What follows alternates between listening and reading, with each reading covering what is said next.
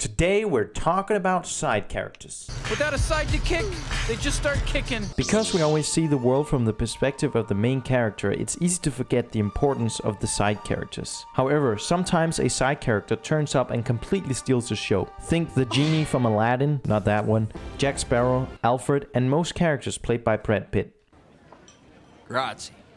A good side character not only captivates the viewer, but also challenges the ideals of the protagonist. But the best side characters carry their own themes and messages that add depth to the overall meaning of the film. In the Norwegian romance, The Worst Person in the World, we meet one such character, Axel. Axel is the main love interest for Julie, a confused adolescent trying to find her place in the world. In many ways, Julie and Axel is complete polar opposites, where Julie is failing career-wise, Axel is a successful comic book artist. Julie often lashes out and is spontaneous, where Axel is more laid back and calculated. Whenever Julie finds it hard to put her feelings into words, Axel is good at articulating feelings and expressing them. Julie is a feminist, and Axel is more based.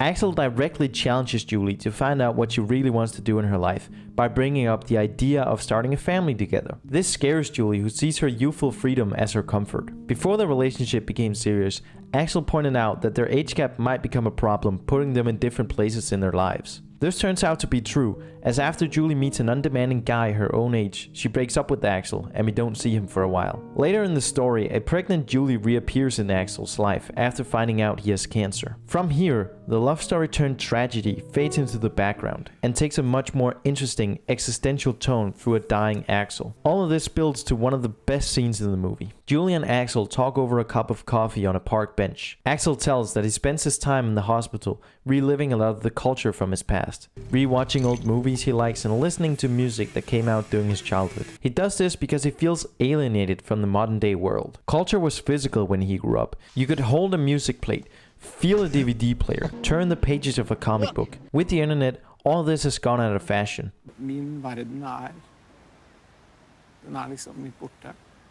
I identified with him on many levels. I think when we started talking about character and what he could represent, that he could be representing the melancholy of the passage of time. Change is a constant in nature. It always has been. But in today's society where technology and trends get replaced so fast, it quickly becomes overwhelming for the individual. Here the movie is trying to put into words how that passage of time can affect one's sense of place in the world. I imagine that's how a lot of the older population must be feeling today. That is a beautifully unique theme that I've never come across in any art form before. In the film's final act, we experience one of the last exchanges between Julie and Axel. Axel's cancer has visibly been tearing at him, making him pale and thin. He looks like he only has weeks left to live. They revisit his childhood apartment complex, and Julie helps him document his life story. When they get back in the car, Axel breaks down. He doesn't want to become just a memory or live on in his comic books. He just wants to live in his apartment together with Julie. The message of the movie really comes across in this heartbreaking scene as Axel expresses his fear of death. Not only does Axel serve as a reminder of the preciousness of life, but through him, the movie disputes the importance of legacy living on after we're gone. It's not our personal achievements and accomplishments that's important. It doesn't matter if we're confused like Julie or have it all figured out like Axel.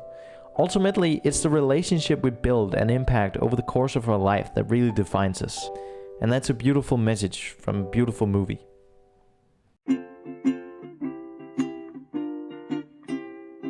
Raindrops are falling on my head, and just like the guy whose feet are too big for his bed, nothing seems to fit.